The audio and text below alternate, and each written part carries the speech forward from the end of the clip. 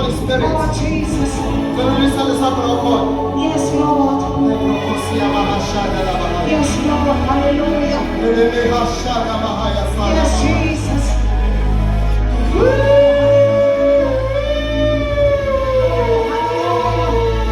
Jesus.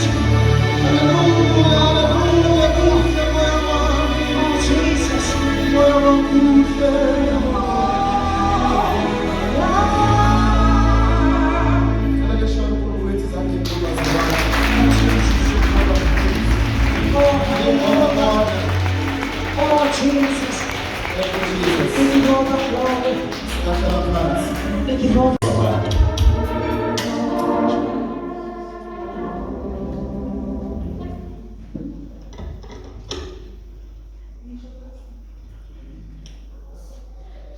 Kininon ke makels, nan makels sigas, nan machels, ispigalelores,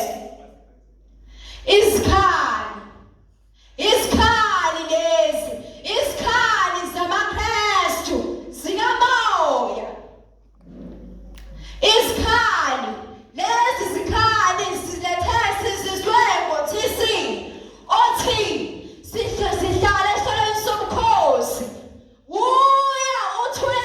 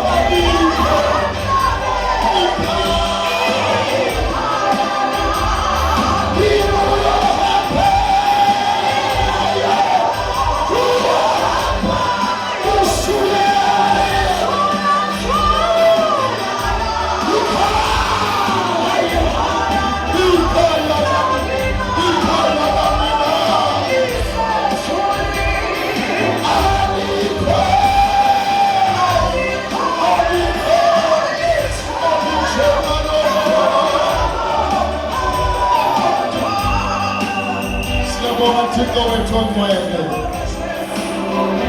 siyabonga nkulunkulu wethu onamandla, siyabonga ngqongqoshe, siyabonga mpilo phakathi, thembiso zakho zinguyebo zingamen, hlumela likaJese ande kaDavide. Ngicela sithandaze sonke lilokho othulayo,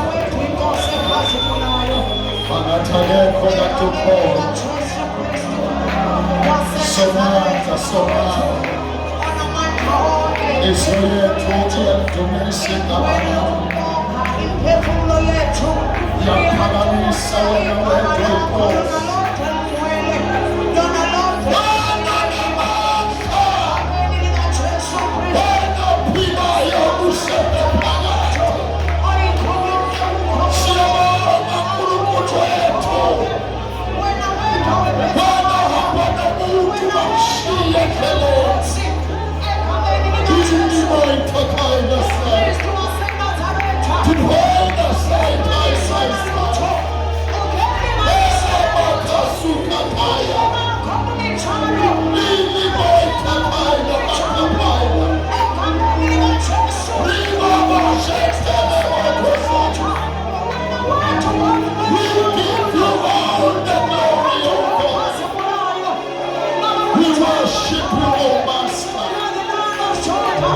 In the name of Jesus.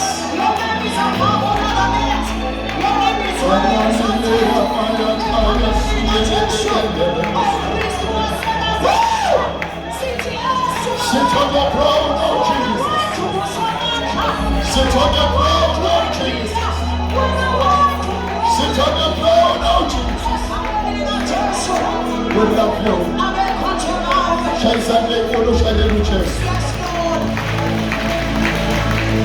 Angesezana ngesenzo umsindo njengoyeke endlini kaSomandla egameni likaJesu. Haleluya, haleluya, haleluya, haleluya, haleluya.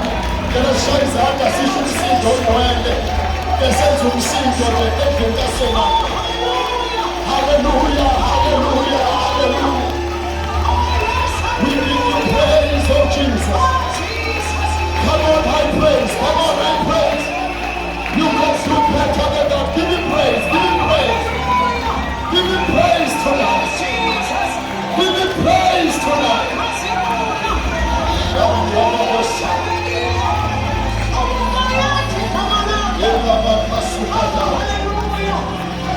We give all the glory.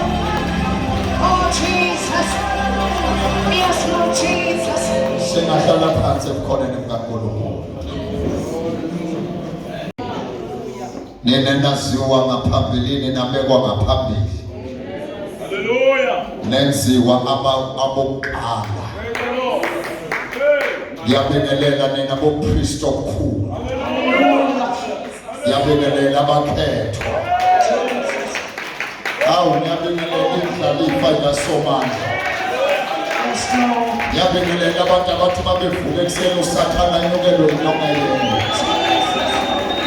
Ngiyabingelela izitha kaSathane ebusuku.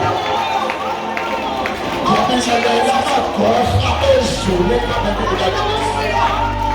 Ngiyabingelela abazalwane abakhethiweyo.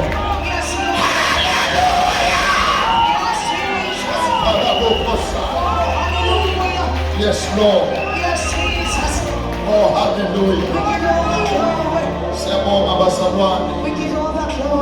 Sibingelela egameni likaJesu ngasekuqaleni. Baba wethu ubaba umpostoli namo mphetheyo njengelunga lase high praise. Ngithi noma ngengekho mhlale ngizwe ukuthi imemezelo ihamba kanjani. Ngifone mangibona ukuthi haya ngasangithithi. Ngifuna ukuzwa nje imemezelo. Ikhola langempela eliyilunga lasekhaya. Liyayihlupha ngeyimemezelo. Nawo ngimukele ushaya izandla kanye nawe. Amen. Ngiyabonga kakhulu ke kwabampostoli sengikhona ekhaya lami lesibili. Uma ngingekho eRichards Bay. Praise the Lord. Ayinamzwisa umuzwa ukuthi impela isekhaya. Mangena ngabona inhlonipho engaka. Sanibonani bazalwane. Uthiko omunye ngabe uzoshumayela njengathi uyabanda namhlanje. Ushumayela ngiyamtshela. Kodwa ngiyamsabingelela kuqala. Yenza ukuthi nawe ungasmile ohlelile awufake ismile uzilunge. Awu amen. Baba umpostoli nomama siyanibingelela. Bazali bethu khawuqinisile bazalwane hayi ungilalise endaweni eright kakhulu. Engithengena nje ngakhuluma ngezilimi. Ngathi iyayinyusa ke anointing le.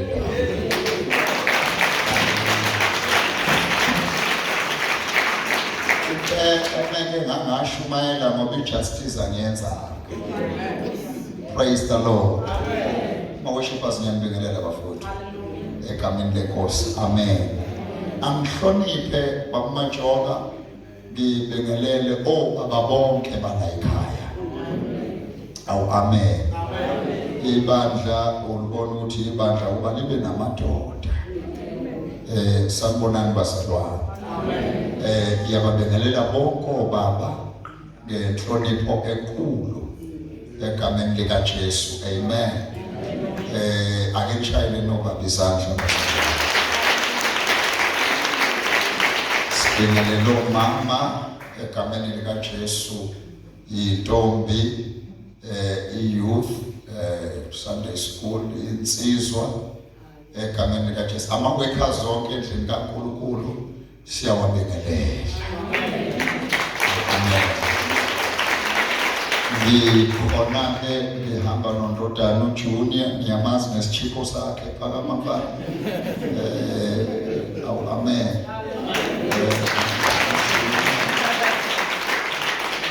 Mangiyakaza-ke uhlale bambe ibhantshi lami nje. Awu amen. Hallelujah. Hallelujah. Hallelujah. Bese ngihamba nondodakazi uphi undodakazi phama mntanami nansi indodakazi yami engiyiphiwe lo majoka yona. Uyanelisa. Khalo yana bazala kaseyena wala usengwase Richards. Praise the Lord. Themeza ukuthi ubaba uze ekhaya wathi haya ngisasali na. Awu amen. Ne right bazalwane. Awu ngiyabonga kakhulu. Apostoli ngicela sibuke bazalwane uHagai chapter 2 verse 9. Bese siya kuJeremiah chapter 38 egameni lika Jesu. Singakafiki kuchapter 38 uJeremiah, ake siqale kuHagai chapter 2 verse 9. Ngifundele engane yami onethenda yokufunda egameni lika Jesu, usifundele uverse 9 uNtombi egameni lika Jesu. Ukunjwayela ayintombi funda sisi. Sheshe ngathi intombi kanti angazi ngizofunda umuntu obaba. Funda ke sisi. uHagai chapter 2 verse 9. Awuthethe umakhelwane uthi kuyakhanya. Uyakhanya. Ngiyeke ngelohlini la uthethe lo right uthi kuyakhanya. Uyakhanya. Awuvele ukhulume nalo ngemuva engathi uzoyizwa kahle lento uthi uyakhanya. Uyakhanya. Hallelujah. Praise the Lord. Verse 9. Verse 9. Yes. Inkazimulo yokugcina yalendlu iyakuba nkulu kuneyokuqala. Inkazimulo yokugcina yalendlu iyakuba nkulu kuneyokuqala. Yes. Usho uJehova Sebawothi. Uyazi kunamavesi nje ofanele kube excited lisafundwa nje. Uzwa umyalezo wevesi ungakawuzwa wejumayela. Yabona. This is a very exciting scripture. Yabo inkazimulo. Amen. yokugcina yalendlu. Praise the Lord. Iyakuba nkulu kuneyokuqala. Awuba nkulu kuneyokuqala. Silindile Nkosi mkholo. Sifuna ukubona lobukhulu beNkosini. Funda mntanami, funda. Nginike ukuthula kule ndawo. Usho uJehova Sebawothi. Nginike ukuthula kule ndawo. Okusho ukuthi uma ngabe ubukhulu beNkasimulo sebufikile, uyophinde futhi uNkulunkulu adedele ukuthula kule ndawo. Akusho Zikhali, kusho uJehova. Nitholele ngisenjalo nje bazane, ngiyalithanda ibandla elikhulumayo. Amen. Kusho uJehova Sebawothi. Yafunda sisi. Verse 10. No. Ngeke uverse 10 uzosilibazisa. Ake siye ku-38 manje. uJeremiah yes 38. Sizothi ukafunda bemaningana-ke lapha ntombazane yami, uzothi ukushesha kancane egameni likaJesu. Uqale ku-verse 7. Verse 7. Yes. Webed-Meleki umkhushe. Ebed-Meleki umkhushe, yes. Umthenwa. Umthenwa. Owayesendlini yenkosi. Owayesendlini yenkosi yebonga. Esezwile ukuthi bamfake uJeremiya emgodini. Esezwile ukuthi uJeremiya bameze inyambazalwane bamfake emgodini, yebo. Inkosi ihlezi esangweni lakwaBenjamini. Inkosi ihlezi esangweni lakwaBenjamini, yebo. Webed-Meleki waphuma endlini yenkosi. Nawulayelani Ebed-Meleki waphuma endlini yani yenkosi, yebo.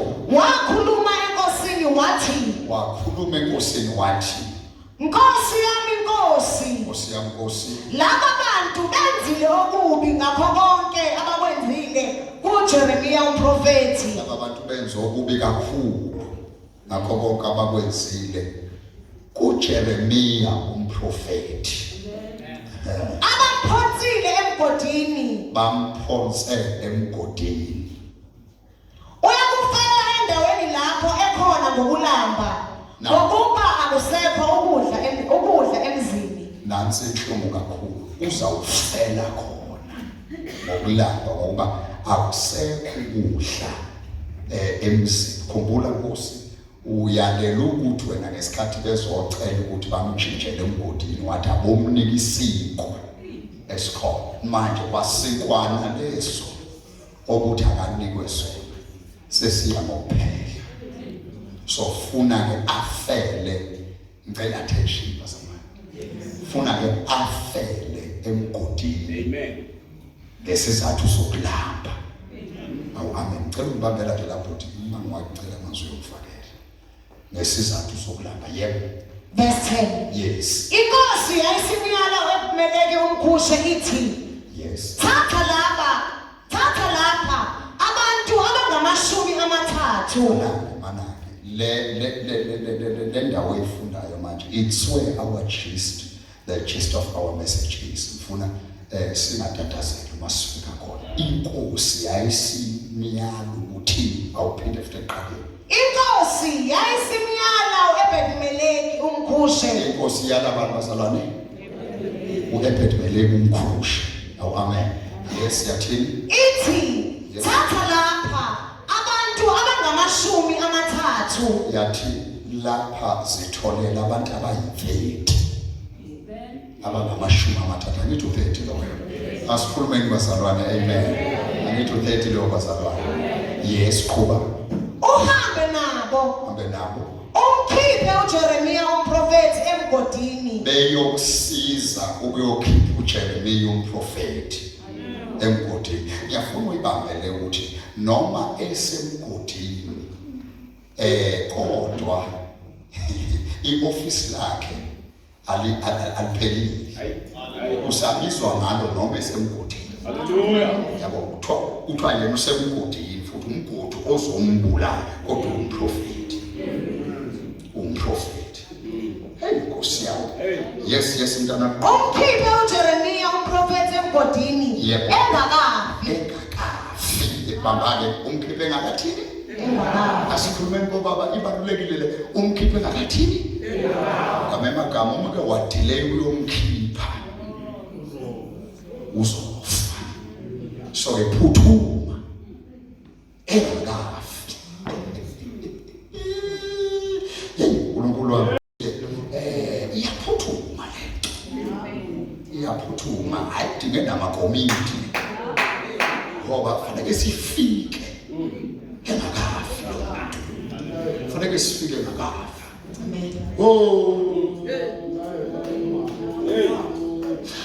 ngathi nje mamapostoli hayibo high praise akangazefe Hallelujah.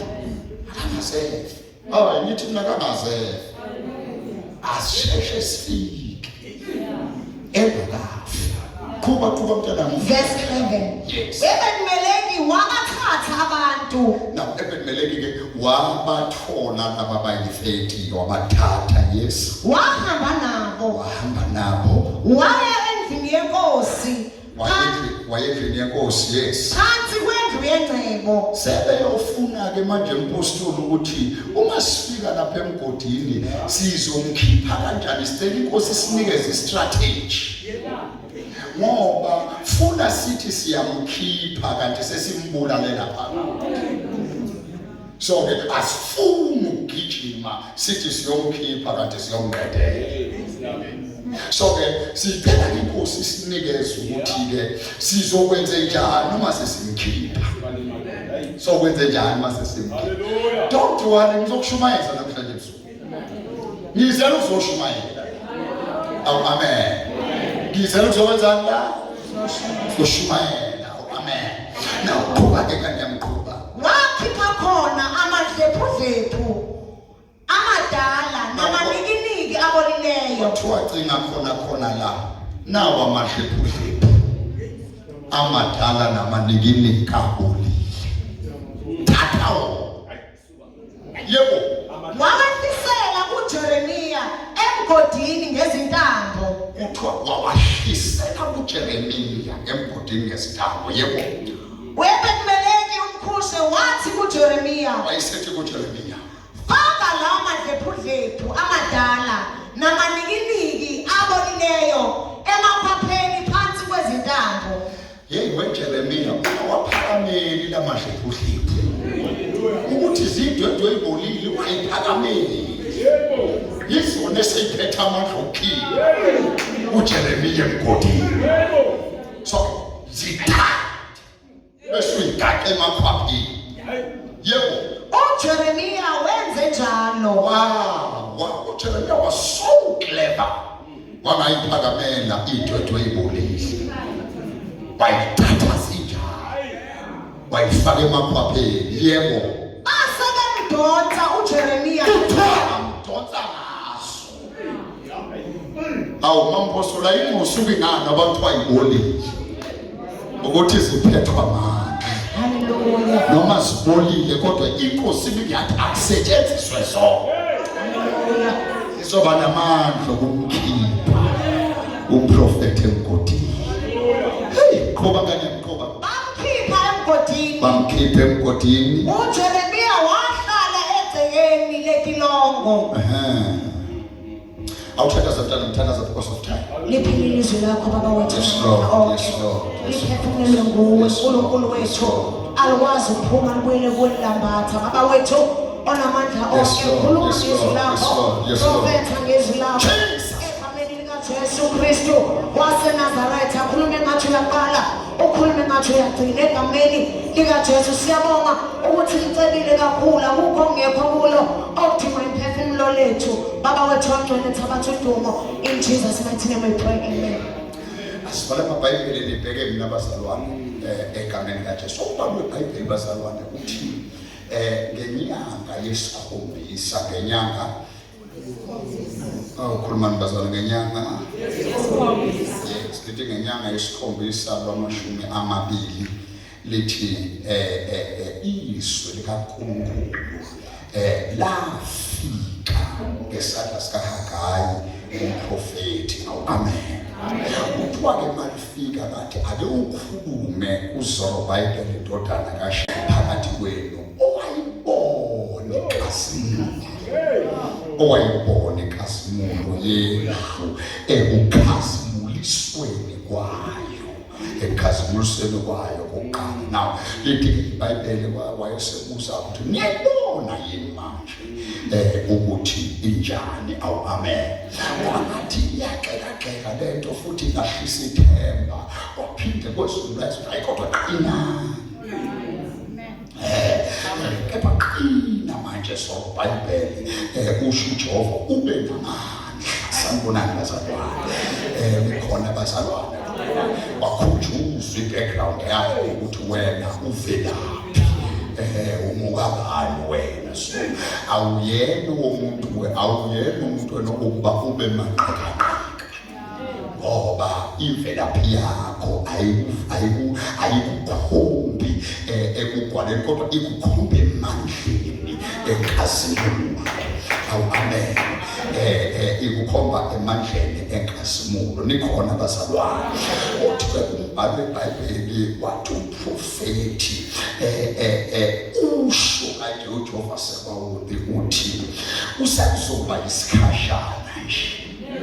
Awu amen. Usazoba isikhashana ngizamazamisa amazulu bese kuzamazamisa nomhlaba. But the shaking, it won't only be in heaven, it will be a shaking that will take place in heaven and a shaking that will take place on earth. Listen, Church of God, COVID-19 ushayikile umhlaba, but akakabiyona le shaking. Khona shaking enama.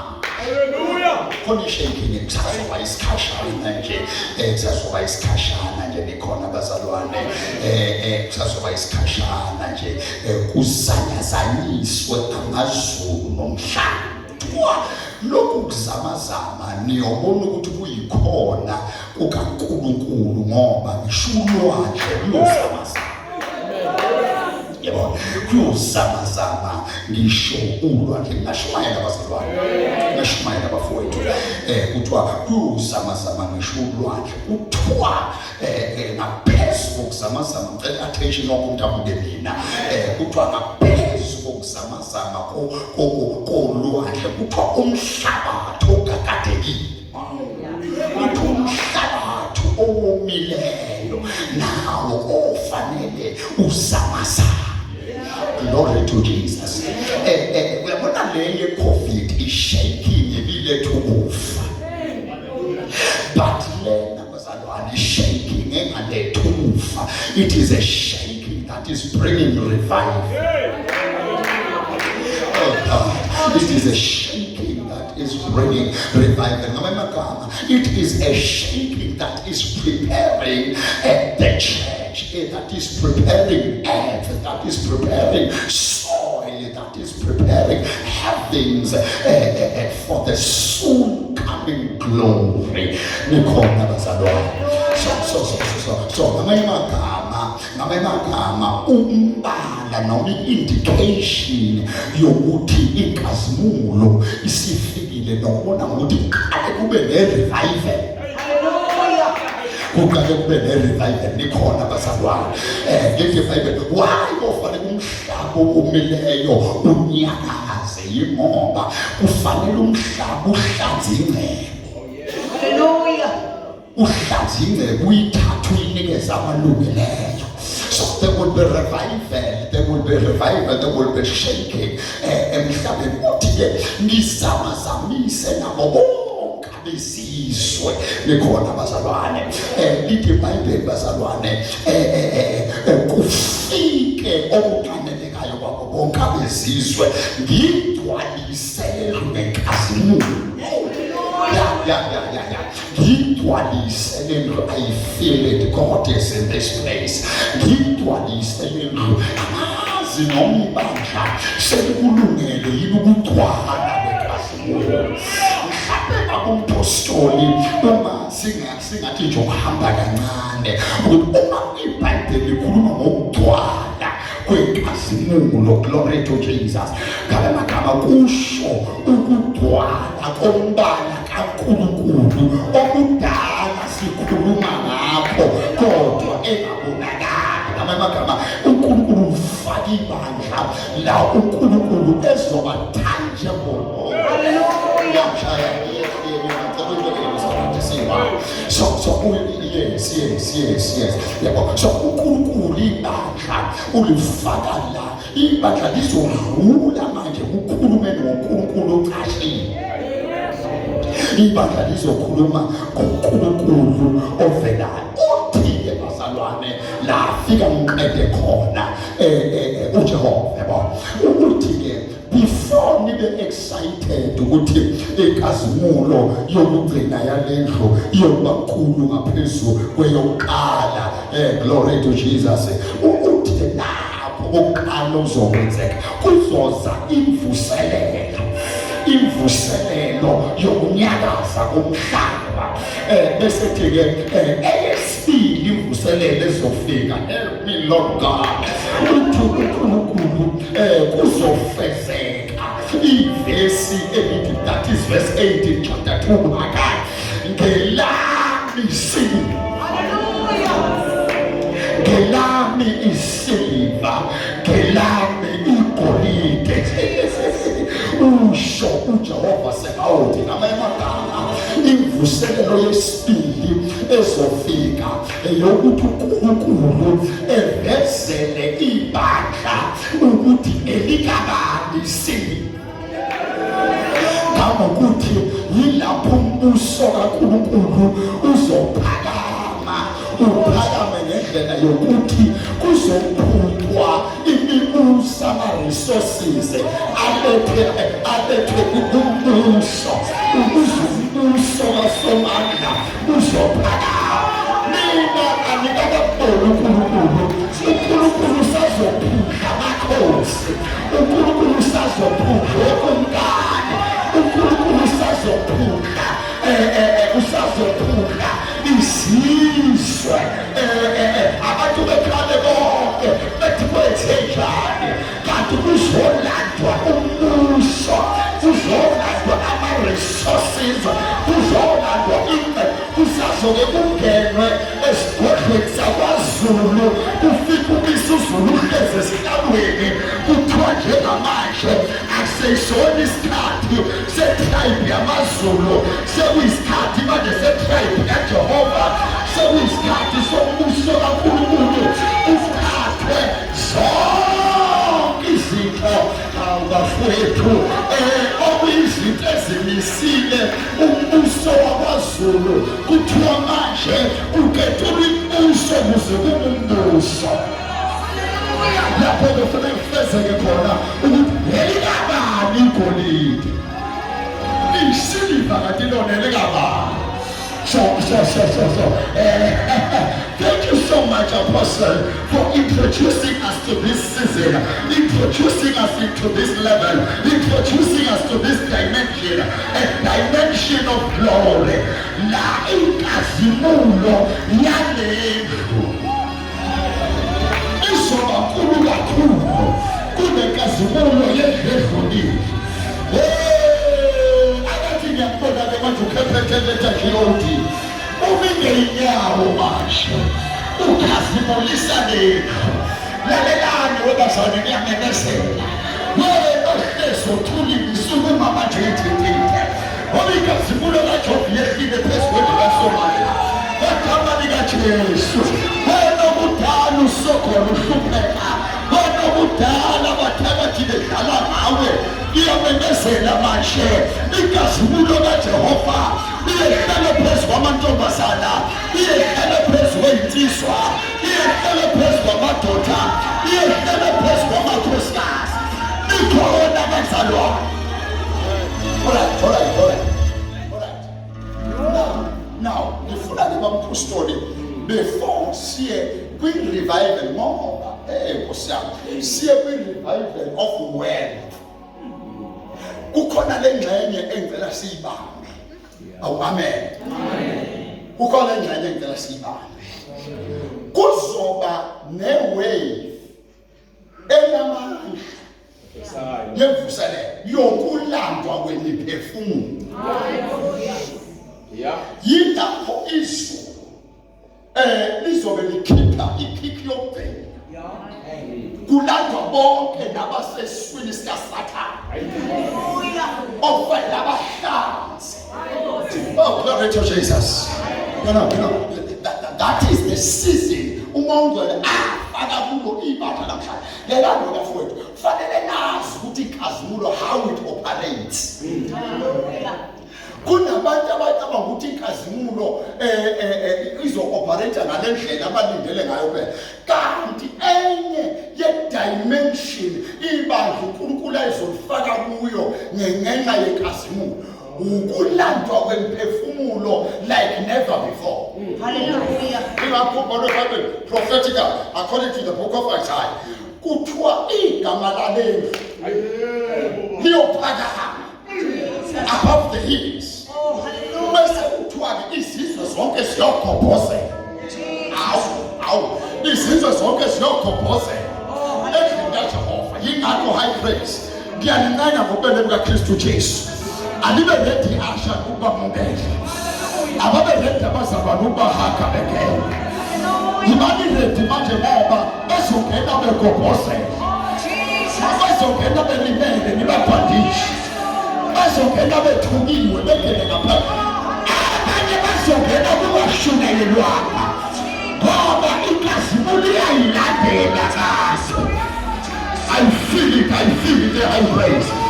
Sesingena kuyo dimension la inkosi izoyilandela bona, izolanda ama-professionals, izolanda abantu abangasebenzi nabasebenzayo, izolanda abaphezulu nabaphansi. Glory to Jesus. That is why now we need to take this thing of revival or this thing of soul winning very serious.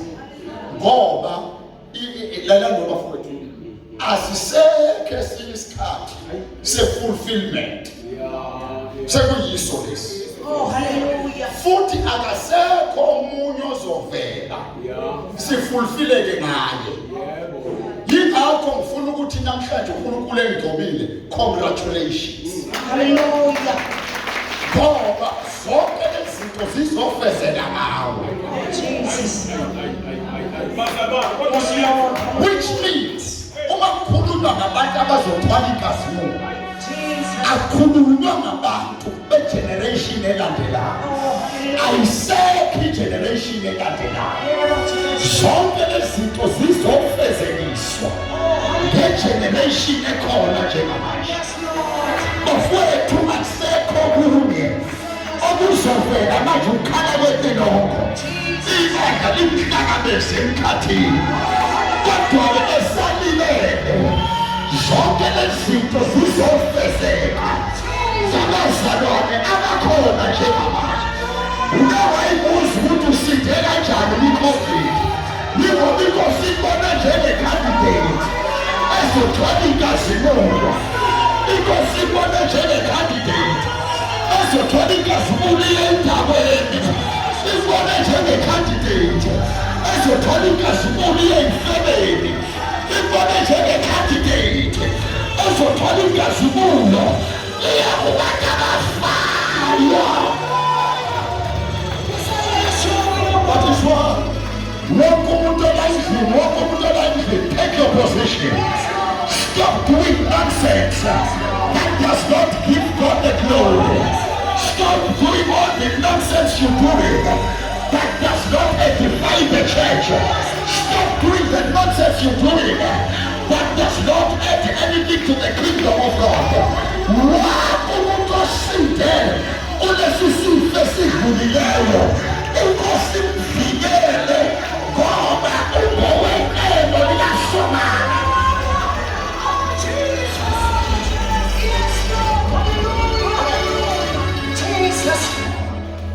Sifunde khona abazalwane. Hallelujah. Now I mean ufuna uveza i-important iphuthuma kangakanani lento yokuyolandwa. Bayamizwa abazalwane.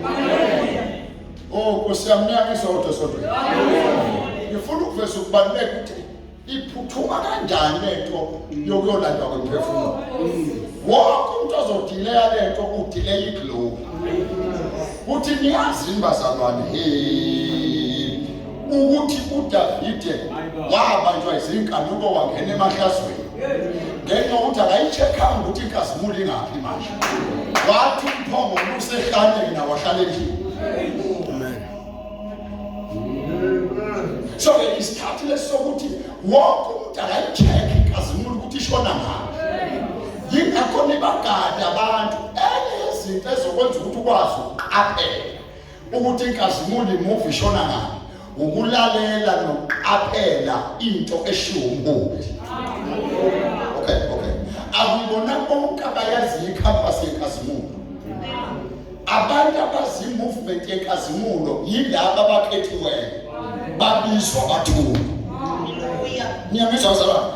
Ubona nje uAbraham ethi kuDivasi ethi novuke emathuneni ngeke bamuzwe uma bengabezwa.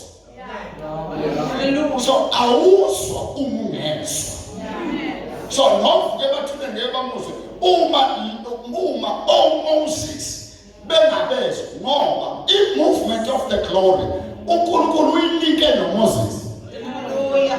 uMoses ubethi namhlanje athi this coming Sunday sonke siyaphuma siyokhonza erenki. Abazane bafuna indoda kanti umphongo usubalinde erenki. Oh, glory to Jesus. You know, la esifunde khona kuJeremiah chapter 38. Umbhalo weBhayibheli uthi bazalwane there was this guy okuthiwa igama lakhe uJeremiah. Ngicela nibambeke manje niyafana. IBhayibheli uJeremiah, he was the son of Hilkiah, that was his father. Glory to Jesus. Umbhalo weBhayibheli bazalwane uthi uJeremiah wayaziwa njenge-weeping prophet. uJeremiah wayethi mekhala uNkulunkulu ahluleke ukubekezelela ukukhala kaJeremiah. Bangizwa bazalwane. So uJeremiah kwakuyindoda eyayikhala kusizakala isizwe sikaSomandla. Oh, glory to Jesus.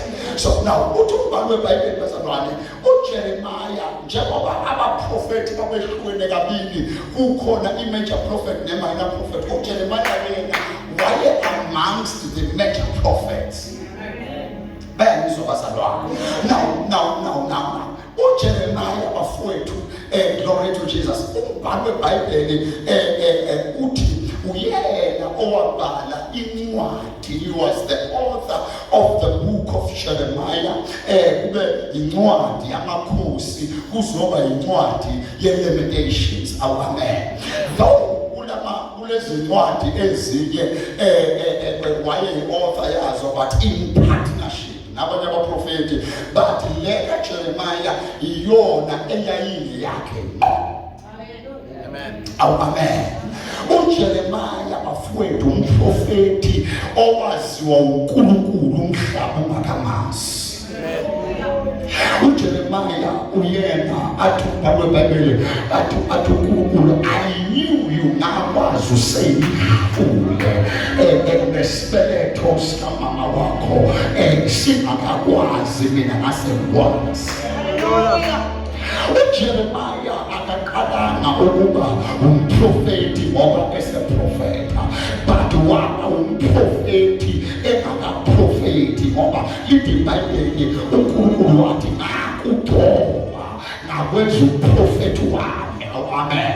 Ungakaphumi esibelethweni. uJeremiah nikhona bafowethu, uJeremiah bafowethu izinto aziwa ngazo yindoda le eyayivuka ekuseni ivuke ithi that says the Lord. Njalo umema uJeremiah ekhuluma wayethi that says the Lord. Washo ukuthi iyabadina abantu lento yokuthi onjani lo ohlale nenkulumo kaNkulunkulu engaziwa egameni likaNkulunkulu baze babakhela amatulo uJeremiah ukuthi akavalelwe ejele. Ukuthi uJeremiah udongo lwakhe lwalubuhlungu kabuhlungu ngoba lona umfake enkingeni, kodwa athi noma esengene enkingeni akangeke ukulalela uNkulunkulu kuthiwa wake wakhitshelwe etilongweni, kuthiwa wathi sephakathi etilongweni kwasuka uNkulunkulu uJeremiya phakathi etilongweni wathi, Jeremiya khuleka kimi, mina ngikuphendule ngikutshele izinto ezinkulu. uJeremiah was the man of revelations, he was the man of prayer. uJeremiah bafowethu wakhe phakathi ejele bathi siyaqeda ngaye, kanti abazi ukuthi njengoba bemfake ejele nje uNkulunkulu obenaye ngaphandle uzongena naye ngaphakathi. Kwezwakala uNkulunkulu phakathi uJeremiya ejele, wathi kodwa khuleka njengoba ngikhuluma nawe nje aziliphi ijele uSathane akufake kulo, kodwa ngizothi mama wami unganikezeli, izulu liyakhuluma ngaphandle futhi izulu liyakhuluma ngaphakathi. Amazi ubane ngikhuluma naye lapho ebusuku, akafake emajele basuke bethi bakufake emahlazweni, kanti abazi ukuthi bakuphushela kwi-appointment lapho zohlangana khona noNkulunkulu. Babethi uJeremiya bayaqeda ngaye, kanti bakusa kwi-appointment noNkulunkulu.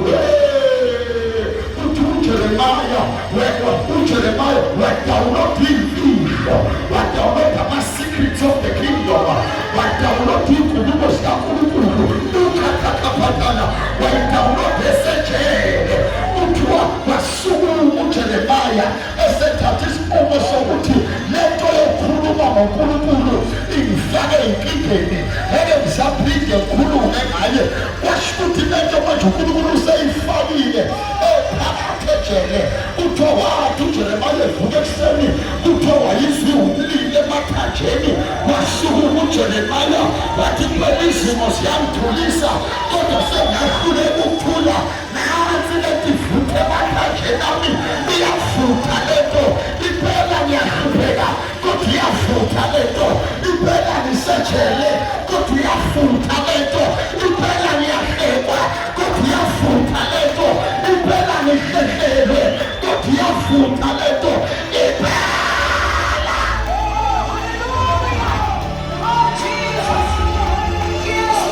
iphakathi ejele, kodwa ngiyawezwa amandla emvuselelo. Iphakathi ejele, kodwa ngiyawezwa amandla kaNkulunkulu. Iphakathi ejele, kodwa ngiyamuzwa uSomandla usekelele eduze nami. Webafowethu akashiyani uNkulunkulu.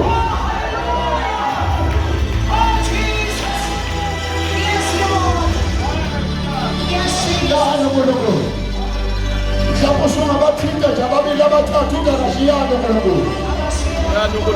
Engathi bawushiwa abantu ucabanga ukuthi uNkulunkulu uyashiyana. Akashiyani uNkulunkulu. He is Emmanuel, the Lord that is with us. Asabe baba, akashiyani uNkulunkulu. Bayashiyana abangane, akashiyani uNkulunkulu. Bayashiyana abahlobo, akashiyani uNkulunkulu. Bayashiyana abantu, kodwa uNkulunkulu akashiyani.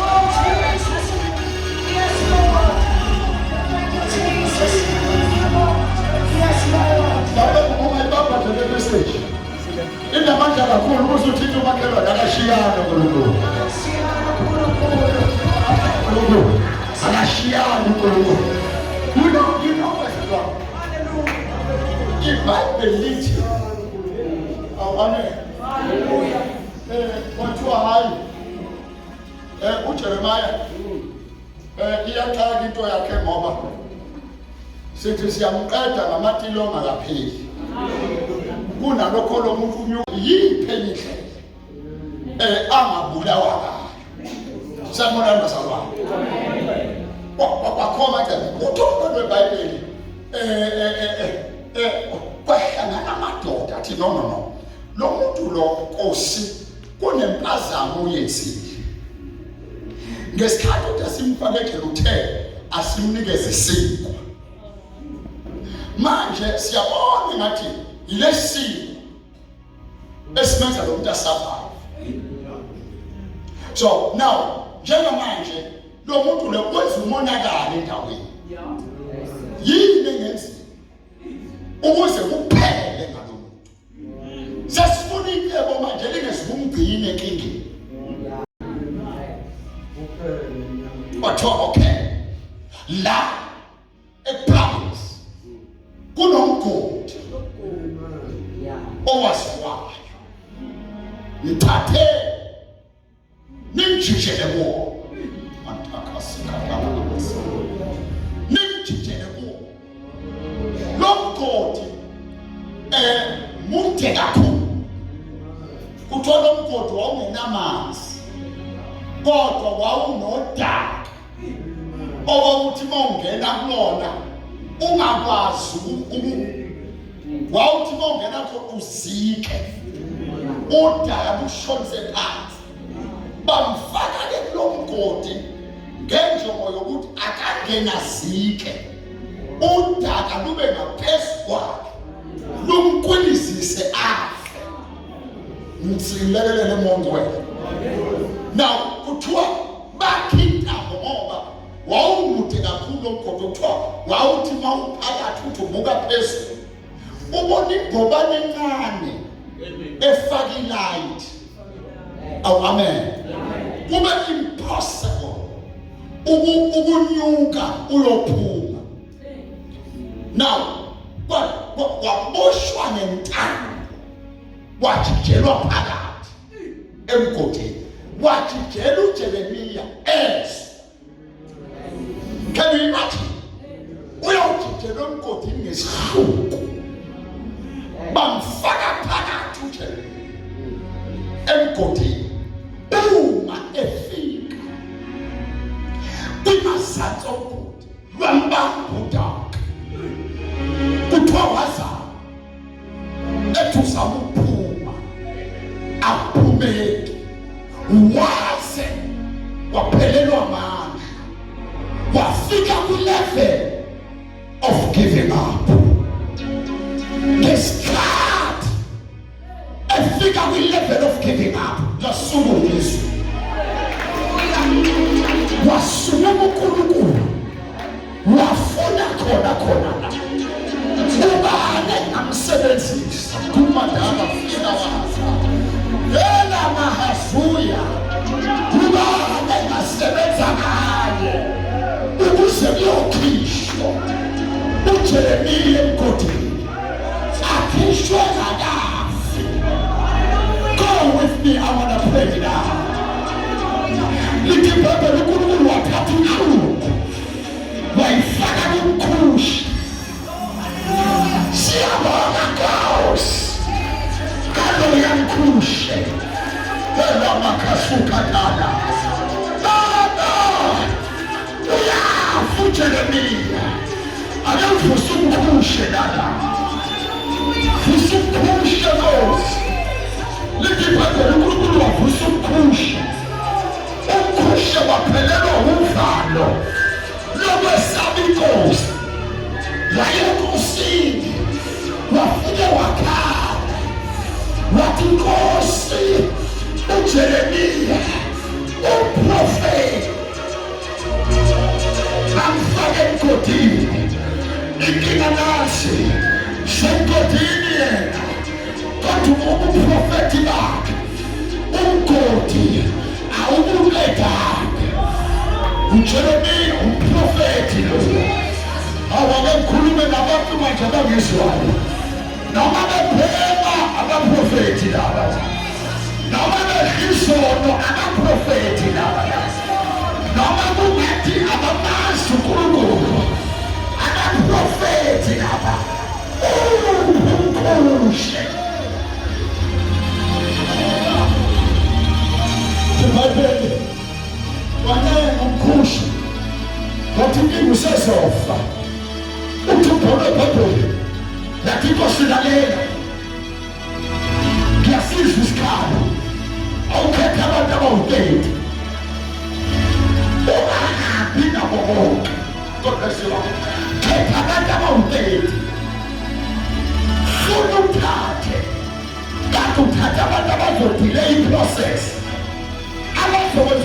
sifike sefile kodwa sithatha umuntu onomoya wethu asithatha umuntu onevision yethu asithatha umuntu obona ngendlela esibona ngayo asithatha umuntu ongayibona enkazimulo njengenganekwane kodwa sithatha umuntu oyibonayo inkazimulo ukuthi lehlile e-high place thatha awutete moya moya yakhandaza vusela ubaba umajoka abantu abayipeti abantu abangezukuletha i-frustration kodwa abantu abangezukuletha idilenayo ngoba kufanele phumile ramakasula awekathaba kayibamba impostoli ngeke kulona baboshe kufanele phumile akaphume ngakafe lalela mama wami awukwazi ukushumayela kodwa wena mongasuzile ukudla nokuthi awukosi hamba nabo engaphume ngakafe impela wena awukwazi ukushumayela kodwa awungafaki imali yakho engaphume ngakafe impela wena awukwazi ukumemeza njengosikhathi kodwa awunganikela ngemoto yakho engaphume ngakafe osiyami uthi ngisendaweni right kodwa engaphuma engakafi impela awunawo amagresinawo kodwa lalela msabane wami uma usayiphelela ungashokane nephimbo lakho aphume engakafi awukodwa wabantu abasheniyamiswa kodwa ungashokane ngani yami uthi nasingene ekhaya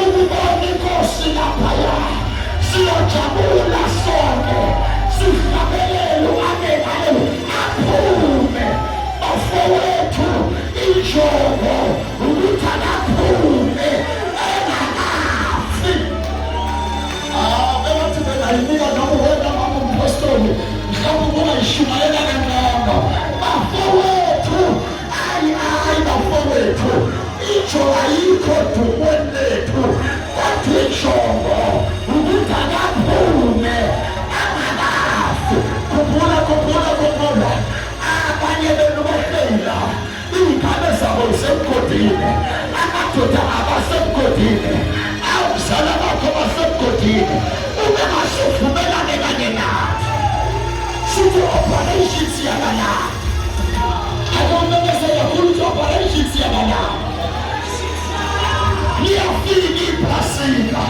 emva kwephasika liyamitete wayi siyomisa matete akaphume engakafi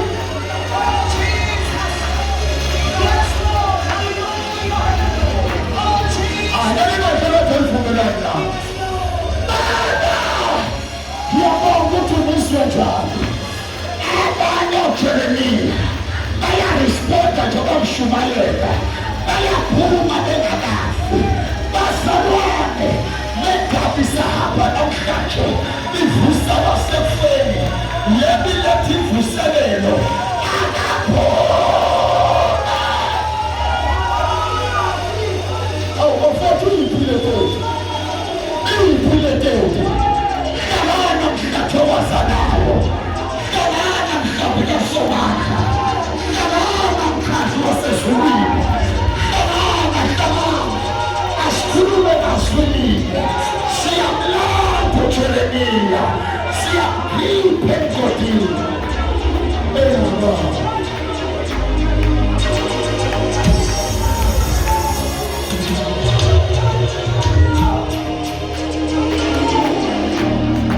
webafowethu uthena umphathi mina niwukukhanya kweso ngiyamemezela sekuyakhanya bonke ababonayo ukhanya abaphume beye kulaba abasemnyameni sibakhanyisele lakho abalandu engalayo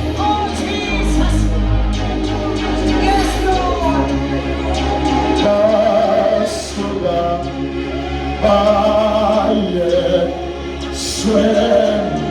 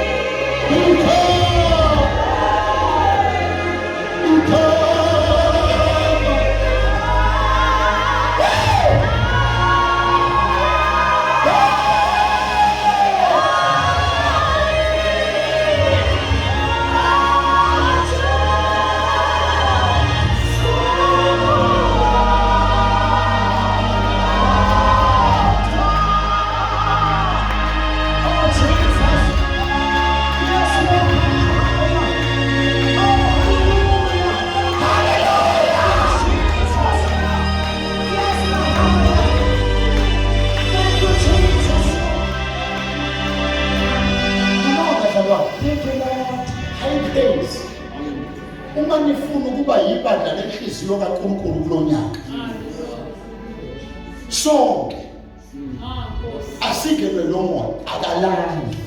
Hallelujah. Jesus.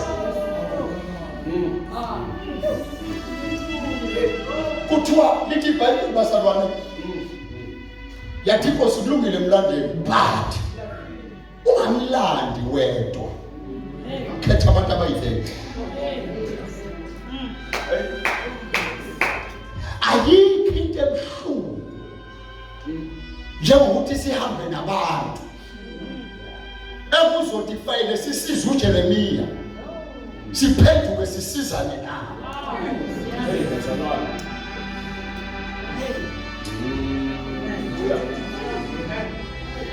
Ukubona bazalwane kade kuyibona abathandazana ukuthi Nkosi iveze imangaliso yabo. Ithi sivele imangaliso akhona umhedeni kodwa umzalwane angakhona. So dedicated people that share a same vision that you have, because if you go with the wrong people, uAbraham abayishe kwabhutsha icebo likaNkulunkulu ngenxa yokuthi uhamba nembono. Khona abantu okuhambela kubathembe kanti uhamba nembono. Abantu ogijima nabo kanti bazophazamisa icebo likaNkulunkulu. Duno ukugijima neworship kanti lona likuhlebayo. Ugijima neeldulethe kanti lona liphethe amakhokha asankula. Ubonile ukuthi uNkulunkulu ingafezeke ebandleni yingenxa yabantu aba-wrong esihamba nabo. Yingakho-ke mpostoli ngoba icebo likaNkulunkulu ivuselelo before iphume fanele iqale ngaphakathi ukuze base sihamba neteti.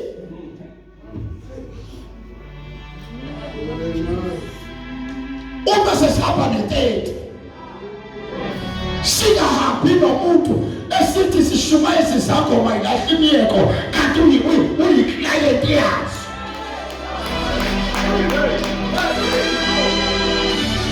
Uphethuka insizwa kade zijola neworship. Unabazalwane abakhona endlini kaJehova kanti bagijima inyanga bephinde bezodla isidlo senkosi.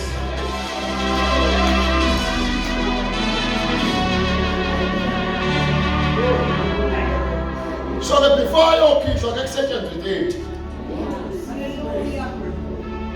Akusetshenzwe 30. Lo msana ongaka umzalwane usindisi owani. Sashaya isono sasikhipha ngomnyango. Wena wajona. Yeah. Ukipita kanjani umzalwane?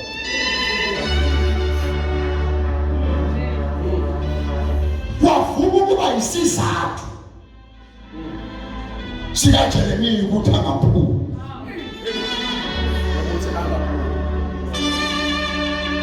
Basathu Paul apostoli kunezinto fanele sisaziphatha.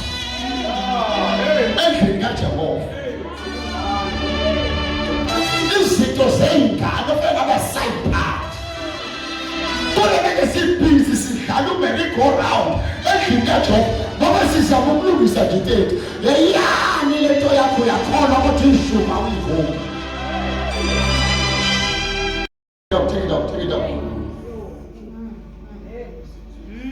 We are called, but you don't believe in tithing. Befana abasala ukusikhumbuza ibandla ngeshumi. Befana bifocus i1. Akayonandwe ngakafi. Udile yebo umlando wakwakhe. Silungisa 30.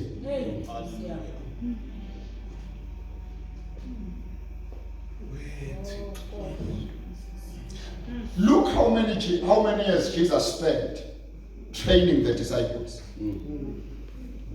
Uyacabanga ukuthi ngabe wawusungakanani umsebenzi uJesu wangabo esewenza? How much time that has been wasted? Sizama ukulungisa izinto kodwa still ayilungi. Uthe Shumayeli umfundisi bethu aye bekhuluma ngami. Iproblem akakwazi manje ukuyomlanda yethu iyadingeka izinto.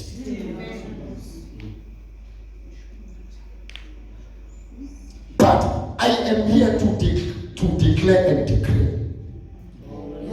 The devil is the liar. Unkulunkulu vusithethe high praise. And you are part of that deity. Janmakela, I'm part of that deity. Siyaphuma siyomlanda.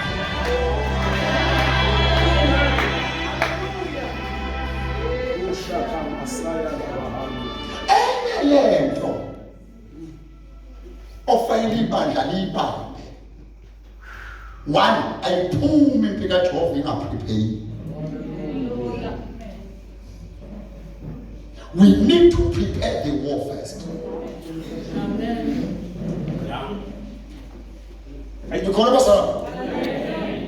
Nikhona basala. Domani Zikhali so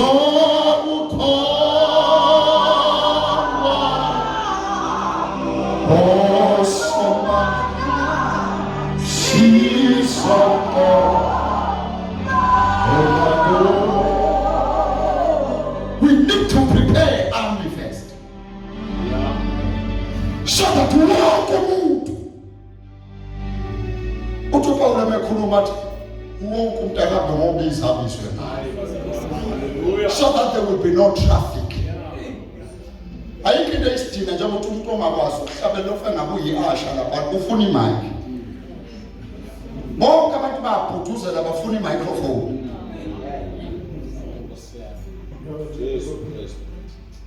Anikezwe imicrophone uzuthi ayimani ayikho lento. Uyazi omunye noma ekwazi ukucula kodwa fanele uyizibe ngemicrophone ngoba awunayo le yakho.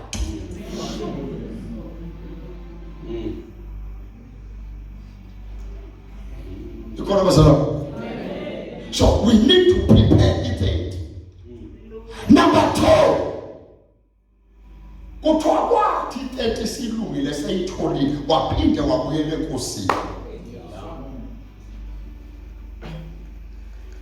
Wayothi inkosi 30 sikhona senze njani? Ngine-role model. Igama layinkosi yakwa-Israyeli uDavide. Wayenayo impini engabuzanga.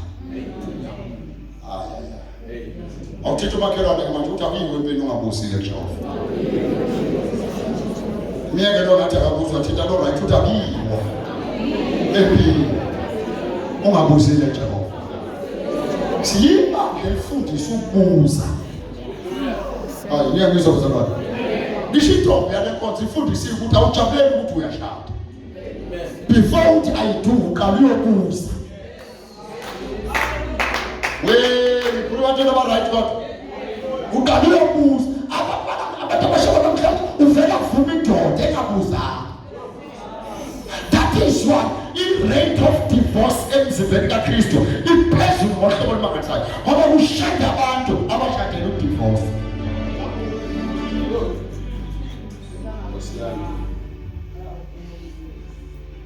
Mhlawumbe soke sichaze ngenye imini ukuthi umshado akusona ispouse. Umshado iministry osukunikezwe yona. Ofela uyikhonze ukuze kufike usuku lokubuyela enkosini uyobuzwa futhi nawe. Yingakho nje masifika phambi kwenkosi uba umpostoli Majoka ngeke abuzwe ngomama uyobuzwa ngomshado. Sihlala nabafazi noma beseyisa noma bedelela noma benzani sihlale nabo ngoba asineso umfazi sineso umshado.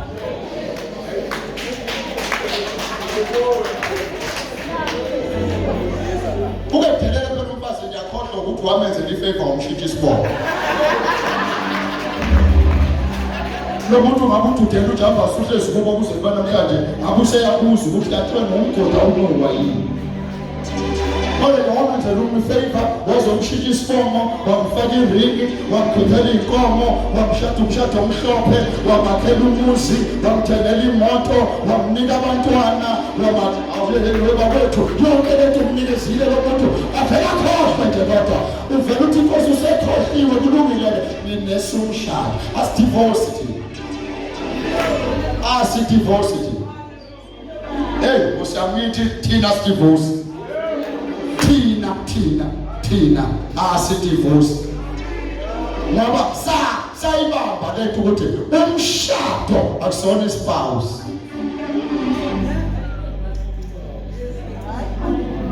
Indaba usuthi usanganele nje uze la baba manje uyangihlupha sengiyamyeka. Uyamhlupha uyamyeka inkinga yakho ukade vele wamyeka.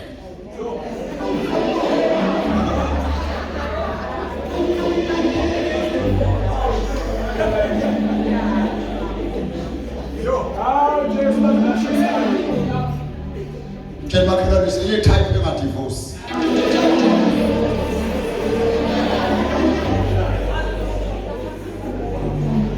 Utaba ukuthi bakhona ingweve engaka ezashada zingabantu abasha namanje isahlezi. Utaba ukuthi ngempela nabantu njengoba behlezi nje uhlaliswe ukuthi umfazi wakhe ingelosi everything. Umfazi ingelosi. Umfazi ingelosi. Utaba ukuthi ngempela lo baba nje behlezi nje kunomkhapha uhloniphekile uhlezi nalo mama. Uyambona nawe lo mama. Utaba ukuthi uhlaliswe ukuthi muhle every day. Uhlaliswe umshado. Singatsho umshado. Sihloniphe umshado. Sivikele umshado. Sihonalishe umshado. Si-acknowledge umshado. Sakhe umshado.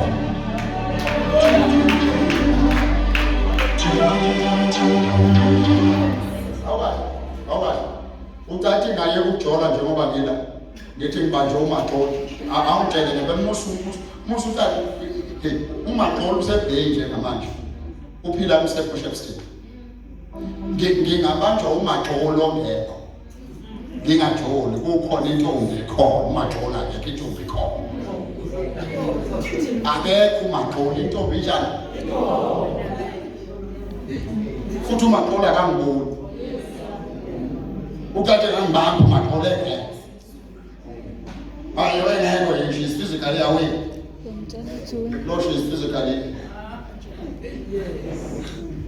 Kodwa into eyenza ukuthi ungagagi umfazi engekho hlonipha umshado.